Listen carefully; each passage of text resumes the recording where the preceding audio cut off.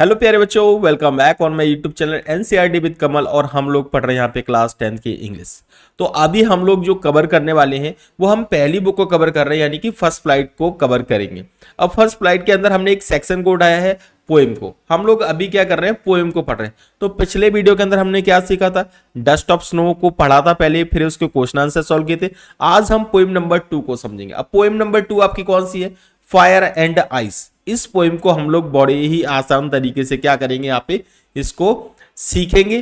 पहले इसको समझेंगे, उसके बाद क्या करेंगे, इसके क्वेश्चन आंसर को आसानी से याद करेंगे, जिससे कि आपका ये चैप्टर बिल्कुल क्लियर हो जाए। ठीक है, तो चलिए सबसे पहले हम लोग आते हैं अपनी पोएम पे। हमारी पोएम है यहाँ पे फायर एंड आइस।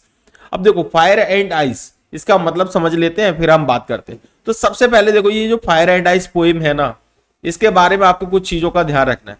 वो चीजें क्या है, सबसे पहले जब भी आप कोई भी पोएम लिखो या कोई भी पोएम के बारे में पढ़ो, तो सबसे पहले आप उसके पोएट नेम को जरूर ध्यान दो।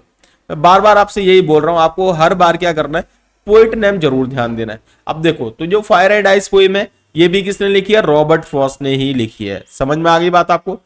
डस्ट ऑफ स्नो भी किसने लिखी थी, रॉबर्ट फ्रॉस्ट ने लिखी थी। फायर एंड आइस भी किसने लिखी है, रॉबर्ट फ्रॉस्ट ने लिखी है। ठीक है, समझ में आ गई बात आपको। ठीक है, अब यहाँ पे फायर का मतलब आप नॉर्मली जानते होंगे, फायर का मतलब क्या होता है, आग होता है। ठीक है, आइस का मतलब क्या होता है, बर्फ होता है। ठीक है, तो यहाँ पे फायर और आइस यानी कि आग और बर्फ के बारे में बात की गई है। तो चलिए सबसे पहले हम क्या करते हैं, इसको थोड़ा सा पढ़ते हैं, इसको समझते हैं, फिर हम इसके मीनिंग पे आते हैं। इस पोएम का मतलब क्या है, पोएट ने ये वाली पोएम क्यों लिखी है, उसका मेन ऑब्जेक्टिव क्या है उसका। ठीक है, तो चलिए सबसे यहाँ पे पहले देखो क्या लिखा है, सम से the world will and in fire. कुछ लोग बोलते हैं कि जो वर्ल्ड है, जो संसार है, वो किससे एंड हो जाएगा। एंड माने क्या हो जाता है, समाप्त हो जाएगा। किससे, फायर से। समझ में आ गई बात आपको, पहली लाइन का मतलब अर्थ समझ में आ गया। कुछ लोग बोलते हैं कि संसार क्या हो जाएगा, समाप्त हो जाएगा। किसकी वजह से, फायर की वजह से। ठीक है, सम से इन आइस, और कुछ लोग बोलते हैं कि आइस की वजह से खत्म हो जाएगा। समझ में आया कि नहीं। कहने का मतलब यह है कि कुछ लोग बोलते हैं कि जो दुनिया है ना, वो खत्म हो जाएगी। किसकी वजह से, फायर की वजह से। ये बोल रहे हैं कि सूर्य की जो गर्मी है ना, वो इतनी ज्यादा बढ़ जाएगी कि लोग क्या हो जाएंगे, मर जाएंगे। ठीक है, और कुछ लोग बोलते हैं कि पानी इतना ज्यादा हो जाएगा, मौसम इतना ठंडा हो जाएगा कि बर्फ जम जाएगी, और लोग क्या है, ठंड की वजह से क्या हो जाएंगे, मर जाएंगे। समझ में आ गया आपको कि दुनिया खत्म होने के लोग दो रीजन बताते हैं। पहला कौन सा, कि पहले बोल रहे हैं कि दुनिया किससे खत्म हो जाएगी, कुछ लोग बोलते हैं दुनिया आग की वजह से खत्म होगी। ठीक है, गर्मी इतनी ज्यादा बढ़ जाएगी और लोग क्या है, डेथ हो जाएगी, यानी कि सब लोग, पूरी दुनिया क्या हो जाएगी, नष्ट हो जाएगी। कुछ लोग बोलते हैं कि ये बर्फ से हो जाएगी। ये बात क्लियर हो गई। अब यहाँ पे है, from what I have tested of desire. ठीक है, I hold with those who favour fire, यानी कि कभी बोलता है कि मैंने किन का फेवर किया। ठीक है, मैंने उनका पक्ष लिया फायर का, जो बोल रहे हैं कि दुनिया किससे खत्म हो जाएगी, आग से हो जाएगी। समझ में आ गई, इन 4 लाइनों का अर्थ समझ में आ गया। ठीक है, तो एक बार आपको और समराइज कर देता हूं, जिससे बात क्लियर हो जाएगी। सम से world will and in fire. कुछ लोग बोलते हैं कि दुनिया आग से खत्म हो जाएगी, और कुछ लोग बोलते हैं कि दुनिया पानी से खत्म हो जाएगी। अब आग से कैसे खत्म हो जाएगी, कि वो कुछ लोगों का कहना है कि गर्मी इतनी ज्यादा बढ़ जाएगी कि लोग क्या हो जाएंगे, मर जाएंगे। दूसरा, कुछ लोग बोलते हैं कि ठंड इतनी पड़ेगी कि पूरा संसार ही जम जाएगा और दुनिया इस तरीके से नष्ट हो जाएगी। तो 2 पॉइंट ऑफ व्यू है लोगों के। ठीक है, तो कभी कौन से पॉइंट ऑफ व्यू के साथ जाना चाह रहा है, जो पोएट है ना, वो किसके साथ जाना चाह रहा है। तो जो पोएट है वो बोल रहा है कि मैं तो फायर वालों के साथ जाऊंगा, यानी कि मेरा भी मानना है कि दुनिया आग से खत्म हो जाएगी। समझ में आ गई। अब आग का मीनिंग क्या है वो हम आगे बात करेंगे, अभी तो आप इतना समझ लीजिए। ठीक है, दूसरा, but if it is had to perish twice. Perish मतलब होता है यहाँ पे डाई, मरना। ठीक है, ये बोल रहे हैं कि अगर दुनिया 2 बार खत्म हुई, दुनिया कितनी बार, अगर 2 बार, यानी कि ये तो एक पॉइंट ऑफ व्यू है, अब कभी अपना पॉइंट ऑफ व्यू रख रहा है। क्या बोल रहा है कि अगर दुनिया 2 बार समाप्त हुई, ठीक है, I think I know enough to hate. ये बोल रहे हैं कि दुनिया किससे, हेट से ही खत्म हो जाएगी, नफरत के भाव से खत्म हो जाएगी। Clear. To say that our destruction ice is also great. आया समझ में कि नहीं। तो कभी का कहने का मतलब, अगर दुनिया 2 बार खत्म होगी तो किससे खत्म होगी? तो वो क्या होगी? हेट से खत्म होगी। तो कहने का मतलब ये है, कवि का सीधा सीधा अर्थ ये है कि अगर दुनिया को खत्म होना है तो वो किससे? आग से और फायर से। वो तो लोगों के ओपिनियन है। यहां पे एक जो पोएट है उसका ओपिनियन ये है, फायर माने यहां पे है डिजायर। फायर का मतलब क्या है यहां पे? डिजायर। अब डिजायर क्या होते हैं? इच्छाएं, इच्छा, या फिर हम दूसरे शब्द में बोल सकते हैं लालच। कवि ने यहाँ पे फायर का मतलब सीधा सीधा क्या निकाला है? लालच निकाला है, डिजायर निकाला है। यानी कि लोग क्या है? लालच की वजह से एक दिन ये दुनिया पूरी क्या हो जाएगी? नष्ट हो जाएगी। कैसे लालच की वजह से? सभी लोग चाहते हैं, कोई भी इंसान पैसे वाला बनना चाहता है, या फिर कोई उद्योगपति है वो क्या पैसे वाला बनना चाहता है, तो रिसोर्सेज का इतना ज्यादा यूज करता है कि एक ना एक दिन दुनिया क्या है? सभी संसाधनों को हम यूज कर लेंगे, फाइनली कुछ बचेगा नहीं, वातावरण प्रदूषित हो जाएगा, इन्वायरमेंट कैसा हो जाएगा? पॉल्यूटेड हो जाएगा, तो दुनिया अपने आप क्या हो जाएगी? नष्ट हो जाएगी। पहला तरीका तो ये है। फायर को क्या बोला उन्होंने? डिजायर बोला, यानी कि लालच की वजह से, ग्रीड की वजह से क्या हो जाएगी? दुनिया नष्ट हो जाएगी। ठीक है। दूसरा दूसरा किसकी वजह से? आइस। आइस को क्या बोला है पोइट ने? आइस को क्या बोला है? तो पोइट ने आइस को यहां पे बोला है हेट्रेड। या फिर दुनिया दूसरे तरीके से नष्ट होगी। कैसे? हेट्रेड से, आइस से। आइस से कैसे? हेट्रेड मतलब होता है नफरत, यानी कि हम एक दूसरे से नफरत करेंगे, लड़ाई दंगे होंगे, और इस तरीके से पूरी दुनिया क्या हो सकती है? समाप्त हो सकती है। समझ में आया यहाँ पे? तो ओवरऑल जो पोएम का जो थीम निकला है वो ये निकला है कि दुनिया, हाँ बिल्कुल सही है, ये पोइट भी एग्री कर रहा है कि दुनिया किससे? फायर और आइस से क्या हो जाएगी? डिस्ट्रॉय हो जाएगी, नष्ट हो जाएगी, एंड हो जाएगी। लेकिन यहां पे पोइट ने अपना पॉइंट ऑफ व्यू रखा है। यहां उसने फायर को क्या बोला है? फायर मतलब यह बोला है डिजायर, यानी ग्रीड, यानी कि दुनिया लालच की वजह से खत्म होगी। ज्यादा टेम्परेचर बढ़ने से नहीं होगी, लालच की वजह से। ज्यादा से ज्यादा लोग लालची बनेंगे, और लालची बनेंगे तो एक दूसरे की कदर ही नहीं करेंगे। ठीक है। उससे क्या होगा? हेट्रेड बढ़ेगा, यानी कि नफरत बढ़ेगी, और दुनिया अपने आप क्या हो जाएगी? नष्ट हो जाएगी। समझ में आ गई बात यहाँ पे?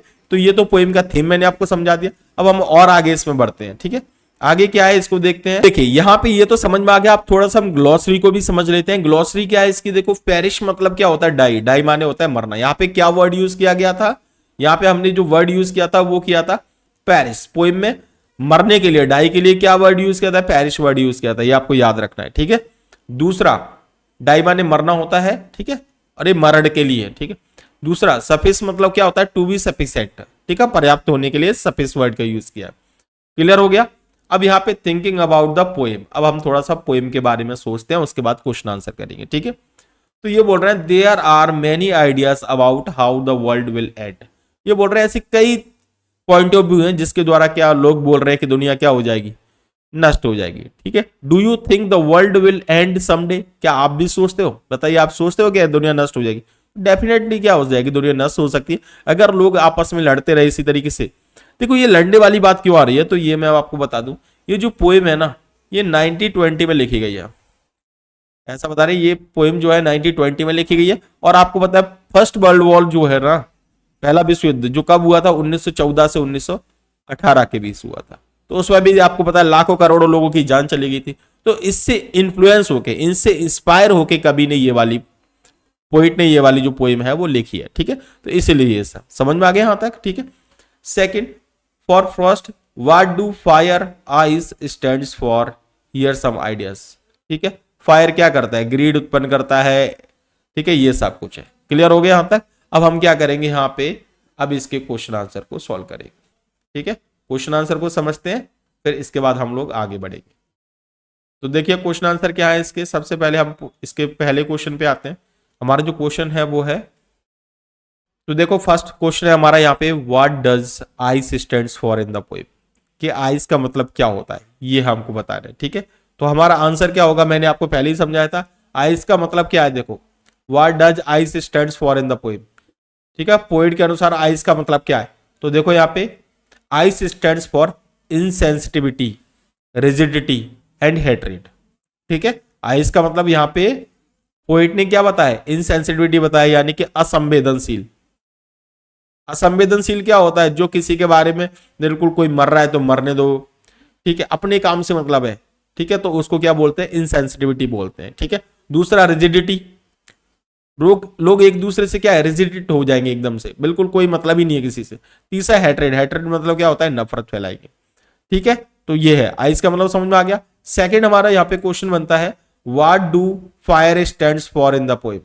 ठीक है, फायर का क्या मतलब है, फायर का मतलब क्या बताया था हमने यहाँ पे, तो देखो आंसर है हमारा in this poem fire stands for Dzire. Fire का मतलब हमने बताया था डिजायर विच मीन्स ग्रीड। ठीक है, फायर का मतलब होता है डिजायर और डिजायर का मतलब सीधा सीधा क्या होता है, लालच होता है। ठीक है, ये हमारे सेकंड क्वेश्चन हो गए। अब थर्ड क्वेश्चन क्या है हमारा, थर्ड क्वेश्चन है what is the central idea of the poem fire and ice. ये क्वेश्चन मोस्ट एमपी को रहता है। ठीक है, 3 मार्क्स में इस टाइप के क्वेश्चन जरूर पूछे जाते हैं। सेंट्रल आइडिया यानी कि थीम आपको जरूर आपको पता होना चाहिए, मेन पर्पस इस पोएम का आपको पता होना चाहिए। तो हमारा आंसर क्या है, देखिए यहाँ पे हमारा आंसर है, देखिए क्या आंसर है, the poet mentions fire with grid.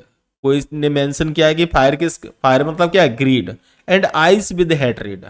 Ice मतलब क्या है, नफरत। ठीक है, both of these are dangerous for us. ये दोनों हमारे लिए कैसे हैं, डेंजरस है, बहुत ज्यादा खतरनाक है। ठीक है, इफ यदि वी डोंट स्टॉप देम, अगर हम इनको क्या नहीं करेंगे, स्टॉप नहीं करेंगे, ठीक है, the world come to an end. ये दुनिया क्या हो जाएगी, नष्ट हो जाएगी। समझ में आ गई बात, आपको समझ में आया क्या है। तो the poet mentions fire with greed and ice with hatred, both of this कि ऐसे हैं, ये डेंजरस है हमारे लिए। If we don't stop them, अगर हम इनको स्टॉप नहीं करते हैं, the world will come to an end, तो संसार क्या हो जाएगा, समाप्त हो जाएगा। ठीक है, so we must control our desires, इसलिए हमें अपने डिजायर्स, अपनी इच्छाओं को कैसा करना चाहिए, कंट्रोल करना चाहिए। ठीक है, and don't hate our fellow beings, और अपने साथ वालों के साथ क्या है, कभी भी नफरत का भाव नहीं रखना है। क्लियर हो गया, यहां तक बात समझ में आ गई आपको। ठीक है, नेक्स्ट हमारा यहां पे आता है अगला लास्ट क्वेश्चन हम लोग यहां पे करेंगे। हमारा लास्ट क्वेश्चन है यहाँ पे, will the world come to an end, क्या ये दुनिया एक दिन खत्म हो जाएगी। व्हाट डज पोएट से, ऐसा कभी क्यों कह रहा है। ठीक है, तो हमारा आंसर है यहाँ पे, देखिए क्या है आंसर, वही है जो हमारा पहला था, वही है the world will come to an end. ये दुनिया क्या हो जाएगी, खत्म हो जाएगी। इट इज श्योर, ये निश्चित है। ठीक है, द पोएट सेज दैट, ये कभी कहता है, क्या कहता है poet, there can be 2 causes और factors that will brings the world come to an end. ये बोल रहे हैं कि 2 फैक्टर्स हैं, 2 चीजें हैं जो दुनिया को क्या कर सकती हैं, समाप्त कर सकती हैं, उसको खत्म कर सकती हैं। वो क्या क्या है, the poet mentions fire with greed and ice with hatred. ठीक है, फायर को किससे, ग्रीड से किया है, ice with hatred, both of these are dangerous for us. ये दोनों हमारे लिए क्या है, नुकसानदायक है। If we don't stop them, अगर हम इनको क्या नहीं करेंगे, स्टॉप नहीं करेंगे, the world will come to an end, ये दुनिया क्या हो जाएगी, समाप्त हो जाएगी। समझ में आ गई बात आपको। ठीक है, तो ये हमारा आज का वीडियो था। आई होप आप लोग को ये वीडियो पसंद आया होगा। वीडियो पसंद आ गया, वीडियो को लाइक कर दो, चैनल पे नए हो चैनल सब्सक्राइब कर दो। मिलते हैं एक नई वीडियो के साथ, तब तक के लिए जय हिंद, वंदे मातरम।